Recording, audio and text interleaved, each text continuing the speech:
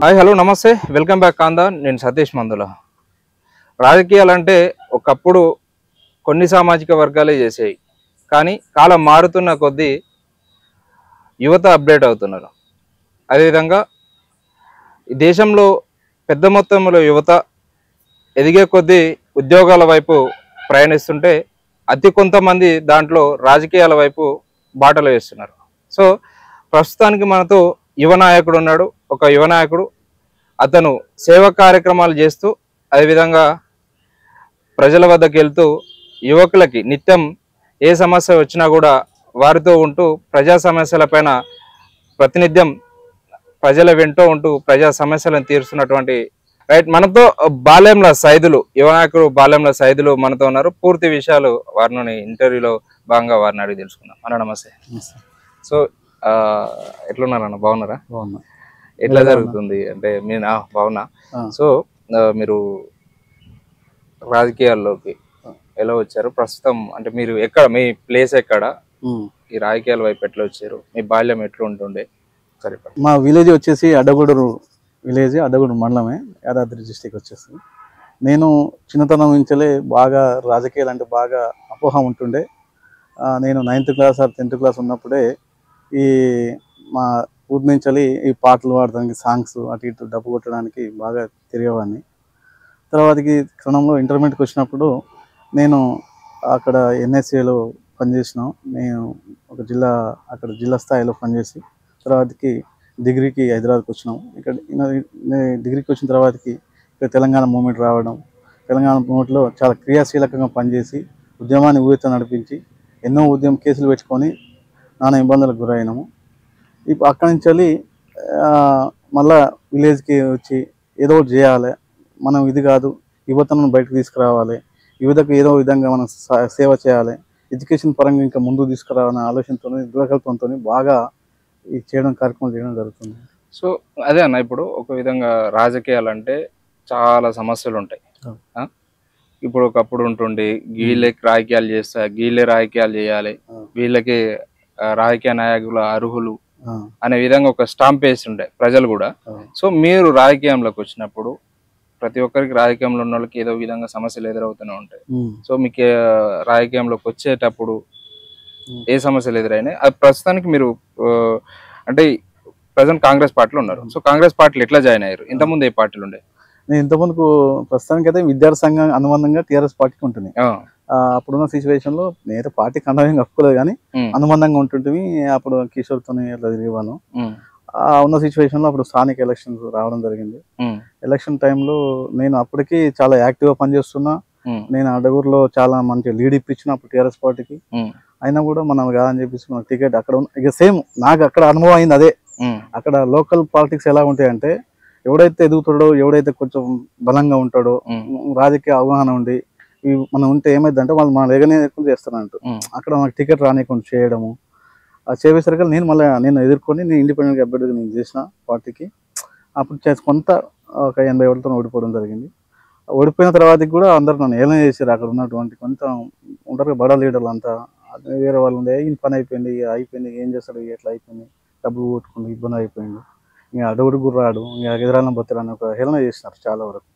అయినా కూడా అన్ని తట్టుకొని నేను ఖచ్చితంగా జనాల్లో ఉండాలి, నా వల్ల జనాలకి ఏదైనా ఒక మంచి జరగాలనే ఉద్దేశంతోనే నేను ప్రతి ఒక్క దానికి మనోళ్ళకి ఏదున్న సాపదకి అన్నిటికీ నేను ముందుండి నడిపించుకుంటూ వస్తున్నాను. దాదాపు 6 ఏళ్ళ నుంచి ఉన్నా. తర్వాతకి ఈ తరంలో మొన్న ఎలక్షన్స్ వచ్చినప్పుడు అన్న మందుల స్వామి గారు నన్ను ప్రత్యేకంగా పిలిపించుకొని, తమ్మి నేను పార్టీలోకి పోతాను రా, ఎమ్మెల్యే టికెట్ మనకు వస్తుంది, నువ్వు రా అడ్డగూరు నుంచి అంటే 100% వస్తాను, నీకోసం దూరంగా వస్తాను అని చెప్పేసి అనుకున్నాను. అడ్డగూరు నుంచి ఒక 2000 మందితో నేను పార్టీలో జాయిన్ కావడం జరిగింది. అన్నను అడ్డగూరులో లోకల్లో 260 ఓట్లు మెజార్టీ ఇచ్చిన అన్న కోసం. అన్న అంటే అంత ఇష్టం, అభిమానం. ఎందుకంటే ఆయన కూడా ఉద్యమకారుడే, ఆయన కూడా ఎన్నో రకాలుగా ఇబ్బందులు పడ్డాడు. ఆయనకు 2 సార్లు టికెట్ వచ్చేది ఉంటే ఆయనకు రానికుండా చేశారు. ఆయన కూడా కాంగ్రెస్ పార్టీ హక్కును చేసుకొని ఆయనకు టికెట్ ఇచ్చింది. ఇలా 52,000 మెజార్టీతో భారీ ఎత్తున గెలిపించుకోవడం జరిగింది. అట్లాంటి పరిస్థితులు అన్న మీరు ఇంతవరకు అంటే ఇప్పుడు సామాజిక కార్యక్రమాలు చేస్తూనే ఉన్నారు, సేవా కార్యక్రమాలు చేస్తున్నారు. ఇంతవరకు ఏ సేవా కార్యక్రమాలు చేశారు? ముఖ్యంగా మీ దగ్గరికి మీరు చేసినటువంటి సేవా కార్యక్రమాలు ఏంటి?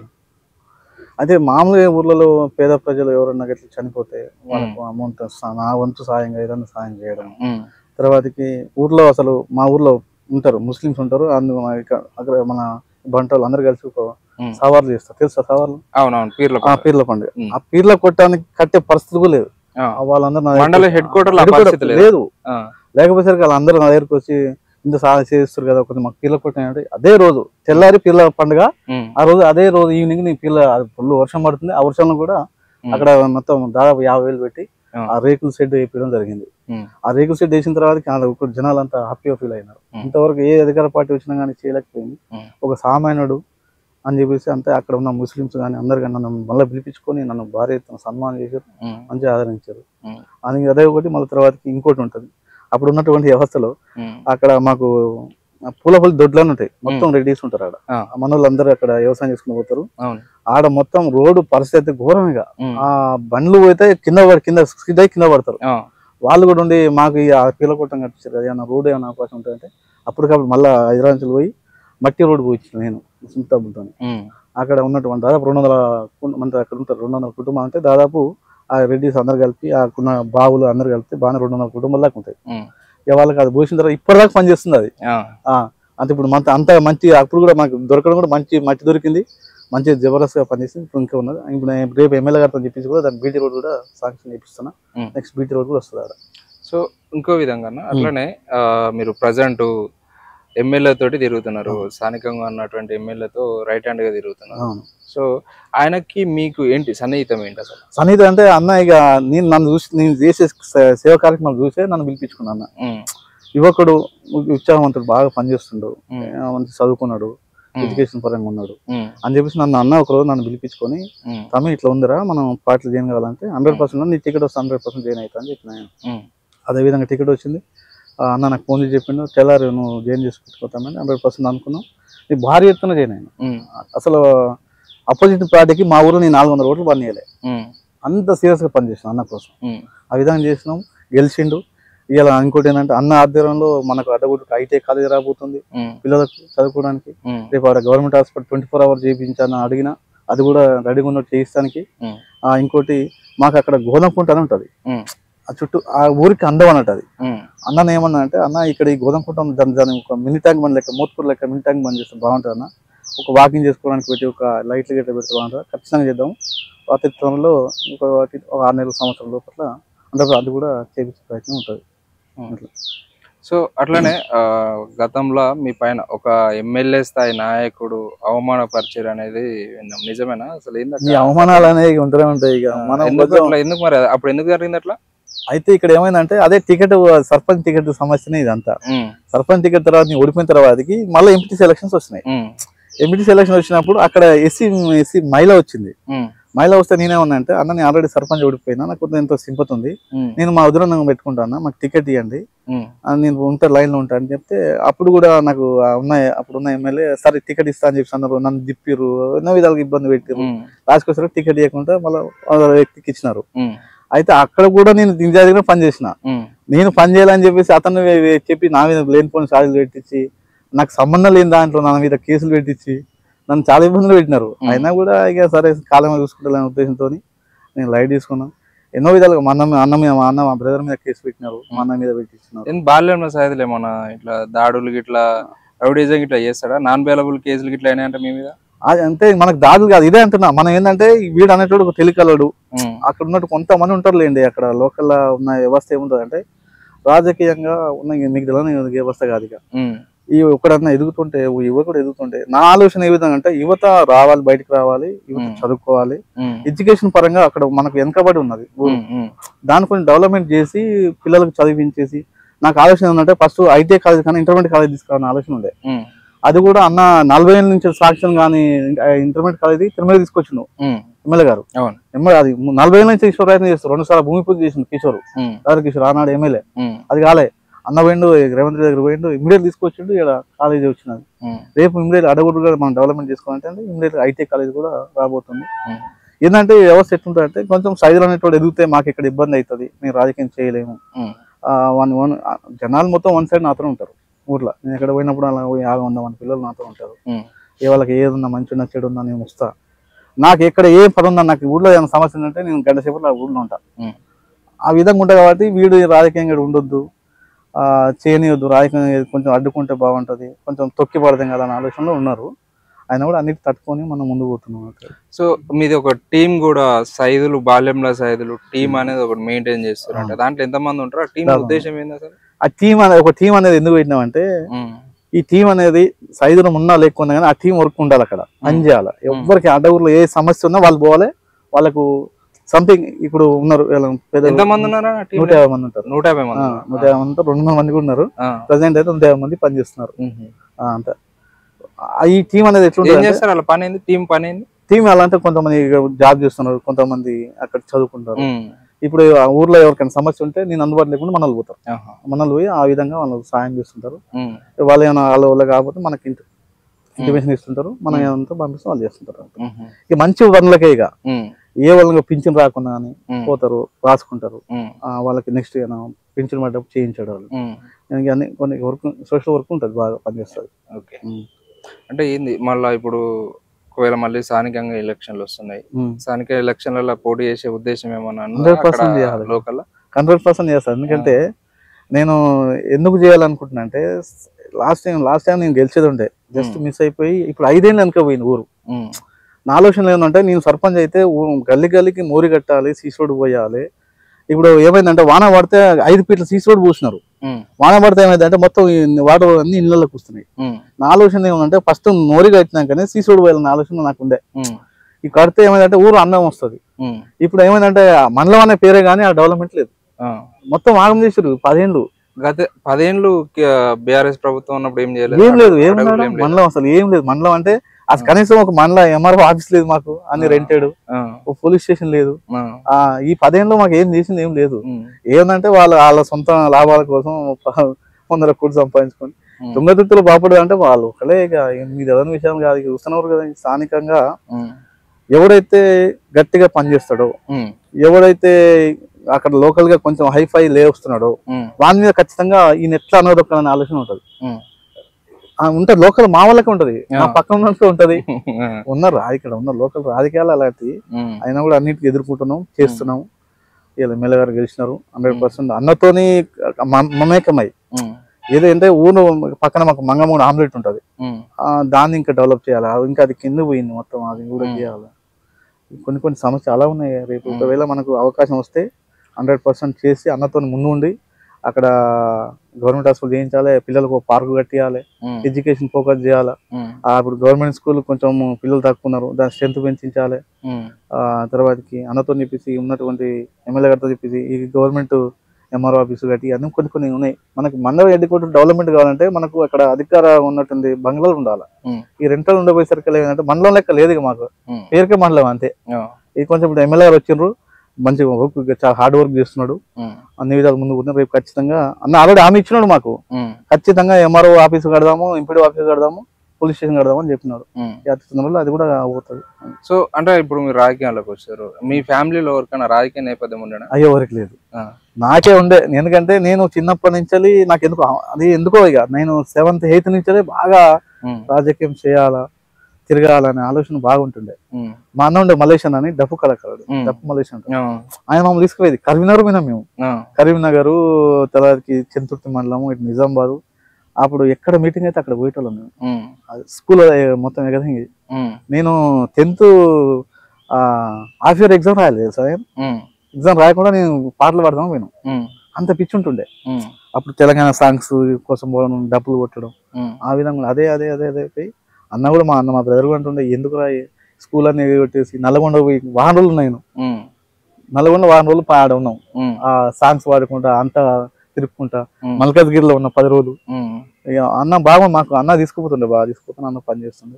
సో మీరు అప్పుడు చేసినారంటే ఇప్పుడు మీరు సాంగ్స్ పాడుకుంటున్నారు, సాంగ్స్ వస్తాయి? నాకు ఏం సాంగ్స్ రావు, ఏమో అన్న పాడుతుంటే మేము అట్లా కొరస్ పాడతాం. సాంగ్స్ పాడడానికి డబ్బులు కొడతాను, డబ్బైతే కొడుతుంటాం, సాంగ్స్ ఏం రావు.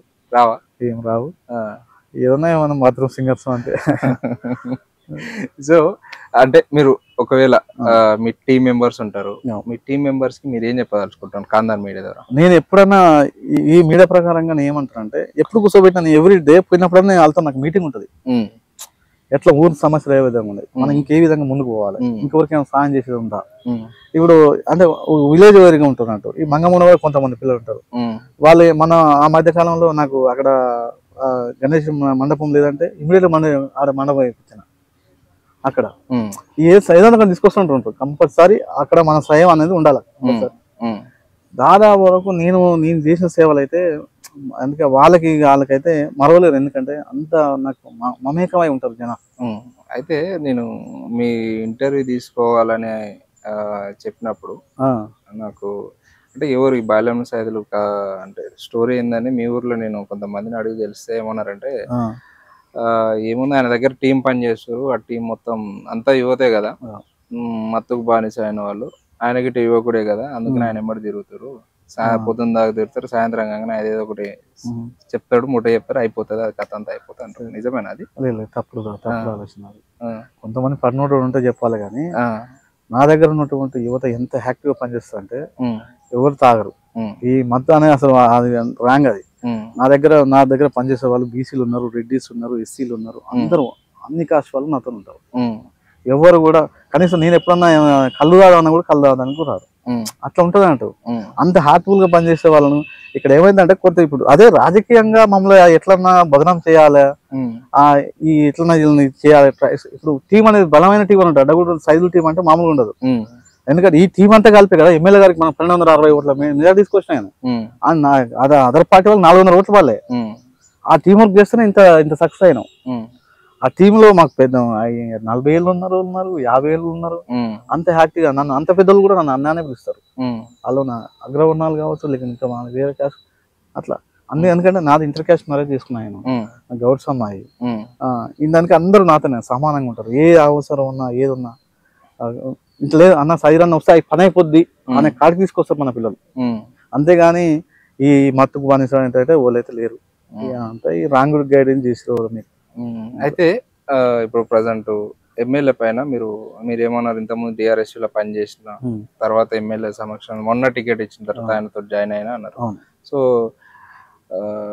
ఇప్పుడు తుంగతుర్తిలో కూడా మీ ఎమ్మెల్యే పైన కొంచెం నెగిటివిటీ ఉందట, వాస్తవమేనా అది? నెగిటివిటీ అనేది ఎట్లా అండి, ఇప్పుడు ఆయన ప్రజానాయకుడు, ఉద్యమ నాయకుడు. ఆయన ఏంటంటే నిరంతరము ఆయన పార్టీలతో సంబంధం ఉండదు. నువ్వు పిలుస్తా నీ దగ్గరకు వస్తాడు, నేను పిలుస్తా నా దగ్గరకు వస్తాడు. అయితే ఇక్కడ ఏమైతుందంటే ఇక్కడ ఉన్నటువంటి ఇప్పుడు ఉన్న కాంగ్రెస్ కొంతమంది లీడర్లు ఈ కొత్త పాత అని కొంత తీసుకొస్తారు కానీ ఆయనకేమో ఎవరు వచ్చినా గానీ ఆయన పని చేసి పెట్టాలన్న భావగల వ్యక్తి అన్నట్టు. ఇక పార్టీలతో సంబంధం ఉండదు కదా, ఎవరితో సంబంధం లేదు. అన్న నాకు ఈ సమస్య ఉందంటే కానీ నీ దగ్గరకు వస్తాడు, నీ ఇంటికి వస్తాడు. ఇక ఆ బండి పోతున్నా కానీ మధ్యలో నేను అన్నతో నేను రెగ్యులర్ తిరుగుతాను. ఆ బండి ఆగి ఉన్న మధ్యలోకి వచ్చి అన్న నమస్తే అంటే కదా తమ ఏం ప్రాబ్లం సమస్య ఉందని ఇంటికి పంప ఇంటికి వస్తూ ఉంటాడు. ఇక అంటే ఏ పార్టీతో సంబంధం లేదు. ఏముంది ఉద్యమ నాయకుడు ఎన్ని సంవత్సరాల నుంచి ఇప్పుడు ఆయన దాదాపు 50 ఏళ్ళ నుంచి దాకా రాజకీయ చరిత్ర. అయితే ఆ రూమర్స్ ఎందుకు వస్తున్నాయని మరి ఇప్పుడు ఆయన మీద చాలా స్ప్రెడ్ చేస్తున్నారు. అంటే ఇది ఏమైతుందంటే అంటే మీ కాన్షియన్స్ ఇప్పుడు మామూలు తిరుగుతాం కదా, అంటే ఎంక్వైరీలో భాగంగా ఏంది వాట్ ఇస్ వాట్ అంటే కొంతమేరకి అంటే ఇక ఆల్రెడీ బీఆర్ఎస్ నుంచి వచ్చింది కాబట్టి బీఆర్ఎస్ నుంచి మళ్ళీ ఈయనతోటి ఇంట్లోకి వచ్చి ఇక పాతలను పట్టించుకోవట్లేదు. ఇదంతా ఒక కాంట్రవర్సీ నడుస్తుంది చర్చ. ఇక్కడ ఏంటంటే ఇక ఏంటంటే సామాజిక వర్గం వ్యక్తి కాబట్టి కొంతమంది కావాలని ఈయన అక్కడ ఇక్కడ అనగదొక్కాలనే ఆలోచనలో ఉన్నారు ఎమ్మెల్యే గారిని. ఎందుకంటే ఆయన ప్రజల బలం ఉంది, ఆయనకు 52 సామాజిక వర్గం చెందిన వ్యక్తి కాబట్టి కావాలని చేస్తున్నారు. 100% అది జరుగుతుంది, అదే జరుగుతుంది. ఎందుకంటే ఆయన ఈ పార్టీతో సంబంధం లేకుండా ఏదంటే అది ముందుకు వస్తాడు ఆయన. అలాంటి వ్యక్తిని పట్టుకొని ఇక్కడ పార్టీ ఫీలింగ్ తీసుకొచ్చి కొత్త పాత నాకు కూడా ఉంది ఊర్లో అడగూడూర్లో. ఇక్కడ మేము కొత్తలో పాతలో అని తీసుకొస్తాం మాకు. అయినా కూడా అంత మేము బేస్ చేసుకుని ముందుకు పోతున్నాం. కొంతమంది ఏం చేయంటారంటే ఎమ్మెల్యే గారికి కావాలని చెప్పేసి న్యూసెన్స్ చేయడం, ఆయన ఇబ్బంది గురి చేయడం. అదే ఇప్పుడు వేరే వ్యక్తి అయితే అదే స్థాయిలో వేరే వ్యక్తులు ఉంటే అది చేస్తారా? అందరూ ఆయన కింద పని చేయరా? ఆనాడు ఉన్న ఎమ్మెల్యేకి ఉన్నప్పుడు ఒక్కడు కూడా ప్రతిపక్షమే లేదు. అడ్డగూడు మొత్తం తుంగతుర్తి కాన్సెన్స్ లెవెల్ ప్రతిపక్షం అనేది లేదు తెలుసా. అలాంటిది అది ఏమైనా జరిగితే భౌతిక దాడులు చేసినారు, ఘోరమైన కొట్టుడు కొట్టించినారు. అలాంటి వ్యక్తి సామాజిక వ్యక్తి, మంచి వ్యక్తి, అలాంటి అందరిని కలుపుకొని పోతుంటే వీళ్ళు కావాలని చెప్పేసి వీళ్ళ మీద లేని తప్పుడు ఆరోపణలు గురి చేసి ఏదో క్రియేట్ చేస్తారు. కానీ 100% ఆయన రేవంత్ రెడ్డితోనే ఉంటుండు. రేవంత్ రెడ్డితోనే నాకు తెలిసి నాకు ఇంతమంది ఎమ్మెల్యేలు ఏనాడు కూడా అంతమంది అన్నిసార్లు కావాలి. అలాంటి సామెలు అన్న పోతాడు, ఇమ్మీడియట్ పోతాడు, నాకు ఈ పని అని చెప్తాడు, పని చేసుకొని వస్తాడు అంతే. అలాంటి వ్యక్తిని పట్టుకొని కావాలని రూమర్ తీసుకొచ్చి ఇది కొత్త కాంగ్రెస్ పాత కాంగ్రెస్ అని క్రియేట్ చేసి కొంతమంది ఆడ అందరు కూడా లేరండి, ఇద్దరు ముగ్గురు ఉన్నారు ఆడ, వాళ్ళు కావాలని చెప్పేసి ఒక వర్గపోరు తీసుకొచ్చి ఏదో బదనం చేస్తాను చూస్తారు. కానీ ఇప్పుడు అది అంత సెట్ అవుతుంది, ఇక అంత సెట్ అవుతున్నాం. ఇప్పుడు మళ్ళీ అన్న దగ్గరికి అందరు వస్తున్నారు. ఇక అది కూడా మేము అందరం అనేది అనుకుంటున్నాం. అన్నతో మేము మాట్లాడుకున్నప్పుడు అన్న మనకి ఏ వర్గాలకి రాలుద్దానా, ఈ 5 ఏళ్ళు మనం 5 ఏళ్ళు మన ప్రజలకు ఏ విధంగా సేవ చేద్దాం అనేది మనం ముందుకు పోదాం. ఈ వర్గాలతో మనకు సంబంధం కానీ ఎప్పుడు కలిసిన మేము అదే డిస్కషన్ చేస్తాం. ఈ జనాలు ఈ 5 ఏళ్ళు నీ నుంచి మంచి జరగాల అన్న, 10 ఏళ్ళ నుంచి జనాలకు ఏం జరిగింది ఏం లేదు. అందరూ వాళ్ళ స్వలాభాల కోసం కోట్ల రూపాయలు సంపాదించుకోరు, కానీ అన్నట్లు కాదు.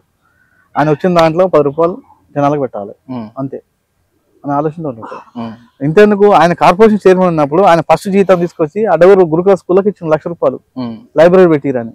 అంత సామాజిక వ్యక్తి, ఆయన కలిగిన వ్యక్తిని పట్టుకొని కావాలని ఇట్లా రూమర్స్ క్రియేట్ చేసి ఆయన బదనం చేయాలని ఆలోచనలో ఉంది తప్ప ఇంక వేరే లేదు. ఇదంతే, ఇది మహాసముద్రం కాంగ్రెస్ అంటే. ఇవన్నీ వస్తుంటే పోతుంటాయి, ఏ కాన్సెన్స్ పోయిన సమస్యలు ఉంది, ఇవన్నీ సెట్ అయితే రేపు అతిథులు అని స్థానిక ఎలక్షన్లు అయిపోతే అంత సెట్ అయిపోతాయి. రేపు స్థానిక ఎలక్షన్ లో రేపు మందుల సామెత గారి ఆధ్వర్యంలో దాదాపు 99 కాన్సెన్స్ 90-95% రేపు జడ్పీసీ ఎంపీసీ మొత్తం మనమే ఉంటాయి, కాంగ్రెస్ పార్టీ ఉంటుంది 100%. ఎందుకంటే ఆయన అంత వర్క్ చేస్తున్నాడు, ఆపదకుంటాడు. వాళ్ళని చనిపోతే అన్నకి చనిపోయినంటే వస్తాడు, వచ్చి కలిసిపోతాడు, వాళ్ళకి ఏదో ఆయన సాయం తీసిపోతాడు అట్లా. సో మీరు అంటే రానున్న ఎలక్షన్లలో పోటీ చేసి గెలిస్తే మీ ఊరికి ఏం చేయాలనుకుంటున్నారు? నాకు ఉన్నది పర్సెంటేజ్ ఉన్న కోరిక అది. అడ్డగూడూరు దాదాపు నాకు తెలిసి 40-50 నుంచి వెనుకబడ్డ ప్రాంతం ఇది.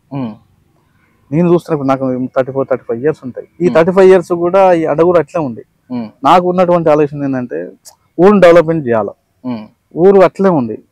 ఈ మధ్యలో నాకు మండలం అంటే మండలం లెక్క లేదు. ఇక్కడ ఉన్నది ఏంటంటే మాకు ఉన్నటువంటి అడ్డగూరును డెవలప్మెంట్ చేయాలంటే అక్కడ కొంచెం విద్యా వ్యవస్థను కూడా డెవలప్ చేయాలి. విద్య వైద్యం ఒక 2 ఉంటే చాలు మాకు.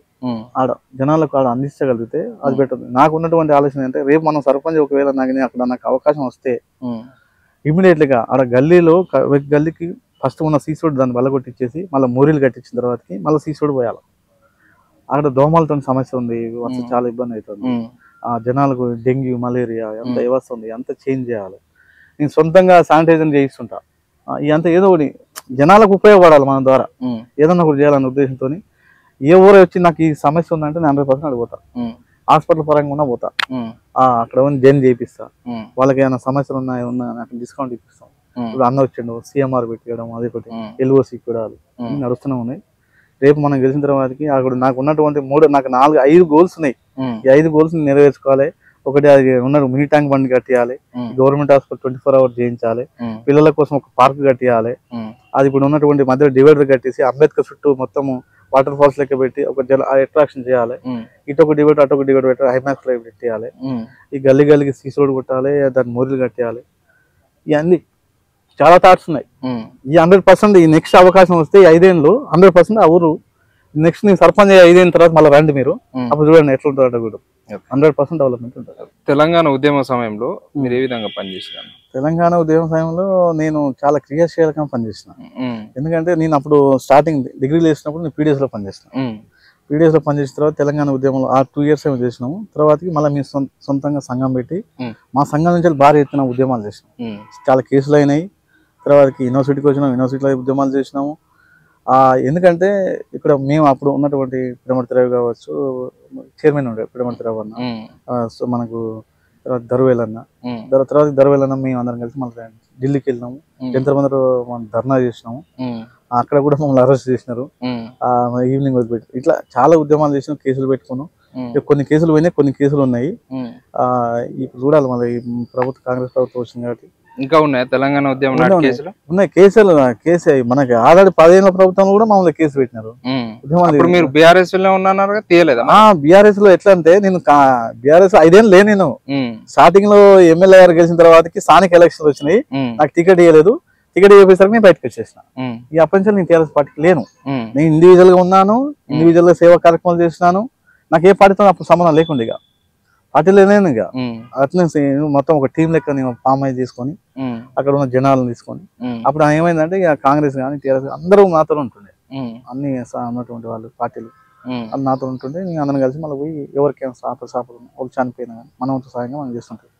ఉద్యమంలో తెలంగాణ ఉద్యమం నడుస్తున్నప్పుడు నిరంతరం ప్రక్రియ. మేము దాదాపు నేను 36 రోజులు దీక్ష కూర్చున్నాం, 36 days చూస్తున్నాం. తర్వాతకి ఆమరణ నిరాహార దీక్ష చేసినాం. భారీ ఎత్తున లాఠీచార్జ్ అయింది నా మీద, భయంకరంగా కొట్టినారు. మేము ఎక్కడి నుంచి సిరిపురం యాదయ్య చచ్చిపోయినప్పుడు లైవ్ లో నా కళ్ళ మూట పిల్లవాడికి ఆసనం పోసుకుంటారు. అక్కడి నుంచి మేము ముందుకు అయినాము. అసలు వాస్తవానికి ఆ రోజు దొరికితే మాత్రం పరిస్థితి ఘోరంగా ఉంటుండే. మేము 100,000 వెళ్ళిపోతున్నాం అసెంబ్లీ ఉంటాడికి. మేము ఎగ్జాక్ట్ బర్కత్పుర కాదు దొరికినాం. మేము బర్కత్పుర పట్టుకున్న తర్వాతకి మేము ఏడున్న సంగతి కూడా మాకు ఇంటిమేషన్ లేదు. తర్వాతకి మేము మా అన్న అడ్వకేట్ ఉంటుండే తిరుపతి అని, అన్న మమ్మల్ని తీసుకొచ్చింది బయటికి. ఆ విధంగా చాలా ఉద్యమాలు నడిచినాయి. ఇప్పుడు కూడా సేమ్ ఇప్పుడున్న ప్రభుత్వం కూడా ఆనాడు కన్నా ఇది బెటర్ గానే ఉంది. ఇప్పుడు కొంచెం నోటిఫికేషన్ లేదు. ఆనాడు విద్యార్థులు చాలా మంది నోటిఫికేషన్లకి ఇప్పుడు 40 ఏళ్ళు వచ్చి యూనివర్సిటీలో అట్నే ఉంటున్నారు. ఇప్పుడు కొంచెం నోటిఫికేషన్ వచ్చినాయి, మళ్ళీ ఉద్యోగాలు వస్తాయి. ఈ ప్రభుత్వంలో ఖచ్చితంగా అందరికి విద్యకు కానీ యువకులు కానీ ఖచ్చితంగా న్యాయం జరుగుతుందని కోరుకుంటున్నాం. అదే ఇప్పుడు మీరు విద్యార్థి సంఘాల్లో పనిచేసిన అని అంటున్నారు ఇంతకుముందు. సో ఇప్పుడు కూడా ప్రజెంట్ మొన్న కాంగ్రెస్ ప్రభుత్వం ఏర్పడ్డ అంటే బీఆర్ఎస్ ప్రభుత్వం ఉన్నప్పుడు కీలకంగా పనిచేసి కాంగ్రెస్ పార్టీని గెలిపించింది నిరుద్యోగులు. దాంట్లో 100% సో వాళ్ళు కూడా మొన్న కాంగ్రెస్ పార్టీ గెలిచిన తర్వాత ఒకానొక టైంలో మళ్ళీ కథ మొదటికి వచ్చినట్టు అయిపోయింది. అంటే ధర్నాలు చేయడము ఇలాంటివన్నీ జరిగినాయి. సో ఇప్పుడు కూడా జీవోల విషయంలో అదేవిధంగా కొన్ని విషయాలలో విద్యార్థులు నిత్యం నిరుద్యోగులు అయితేంది, విద్యార్థులు అయితేంది, విద్యార్థుల సమస్య పైన, గురుకులాల ఇష్యూస్ పైన అనునిత్యం ఏదో ఒక విధంగా సమస్య పైన విద్యార్థుల సమస్యలు ప్రతిరోజు ఏదో ఒకటి బయటకు వస్తూనే ఉంది. సో మీరు ఒక విద్యార్థి నాయకుడిగా గతంలో ఉన్నటువంటి ఓయూ వేదికగా కీలకంగా తెలంగాణ ఉద్యమంలో ఒక విద్యార్థి నాయకుడిగా పనిచేసినారు. సో ఇప్పుడు జరుగుతున్నటువంటి పరిణామాన్ని మీరు ఏ విధంగా చూస్తారు? ఇప్పుడు ఉన్నటువంటి లాస్ట్ 10 ఏళ్ళలో ఉన్నటువంటి వ్యవస్థ ఇప్పుడు ఈడ ప్రభుత్వం మీద పడుతుంది. వాస్తవానికి ప్రభుత్వం దగ్గర బడ్జెట్ లేదు. బడ్జెట్ లేక ఏమవుతుందంటే అయినా కూడా కొంత నోటిఫికేషన్ వచ్చింది. మన డిఎస్సి కూడా నెక్స్ట్ రాబోతుంది. నేనంటే ఇప్పుడు కొంతగా స్టార్ట్ అవుతుంది కదా, 9 నెలలు 10 నెలలు అవుతుంది. ఈ 10 ఏళ్ళు ఉన్న వాళ్ళు ఏం చేయలేకపోయారు. 9 నెలలుగా వచ్చింది. ఇంకా చూద్దాము. ఖచ్చితంగా ఈ ప్రభుత్వంలో విద్యార్థులు ఖచ్చితంగా న్యాయం జరుగుతుందని కోరుకుంటున్నాం. ఎందుకంటే ఒక విద్యార్థి నాయకునిగా మేమే చాలా ఉద్యమాలు చేసినాం. నోటిఫికేషన్ కోసం కొట్లాయినాము, అట్లా కూడా కేసులు అయినాయి. అన్ని విధాలుగా మేము కొట్లాయినాం. ఖచ్చితంగా ఈ ప్రభుత్వంలో ఖచ్చితంగా మనకు యువతకు ఖచ్చితంగా న్యాయం జరుగుతుందని ఖచ్చితంగా భావిస్తున్నాం విద్యార్థి నాయకునిగా. Okay, thank you so much అన్న. Thank you, all the best. So ఇది బాలెంల సైదులతో స్పెషల్ ఇంటర్వ్యూ. నేను సతీష్ మందుల, ఇది మన కాందా.